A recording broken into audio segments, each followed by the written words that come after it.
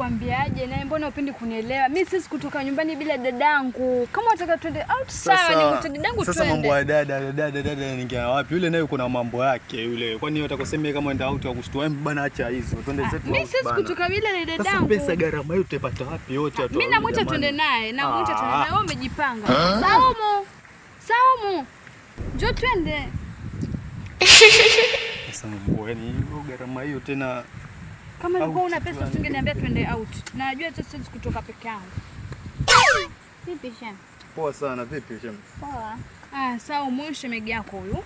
Sio amjua. Anasema tunaenda out. Sasa naye ngoja niende kachukue simu. Okay, sawa basi fanya haraka tuende zetu out sisi. Sawa. Shem. Kashamba sana kwa dada kako. Wala nikashamba sana. Sasa mimi basi acha nikwambie ukweli, mimi sikuwa nimeweka sport yako. Mimi mtu nilikuwa na kumind ilikuwa ni wewe Shem. Hata basi pika hizo zote mimi nimepigania tuendelee out ile tuongee. Sika Shem, mimi na kumind mbaya watu wakija na katika sokesha. Twendeni. Semaje wewe? Vipi tena si twendeni? Mimi sikuelewi bana. Unakuwa na mshangao. Namshangaa sana huyu mtoto. Oa, usijifanye kama wewe video big vixen ukisivyo kama wewe kasharobaro fulani, kama wewe ni special fulani. Mwanzo mimi kutambua mwenyewe mshamba. Wasikia? Kwa mimi leo nitamshamba. Wewe out ya wapi? Mimi na wewe out ya wapi? Mimi na wewe mama. Cheki. Usijua basi mimi hapa wewe nilikutumia kama link ya kupata huyo.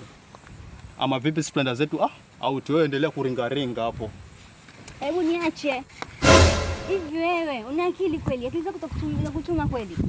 Eti simpendi dadako. Umpendi ama nitamani ndo kusumbua.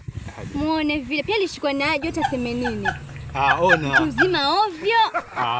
Ona alikuwa ni ile tunafanya jokes waelewa tena. Ilikuwa ni ile mizabiza tu. Hamna kitu. Ona, baby tupoteze. Hebu niache. Toka hapa tena usizoe tena wewe. Wewe. Tunakuja kulia kwa dadangu. Hebu sija katufia sisi toka hapa.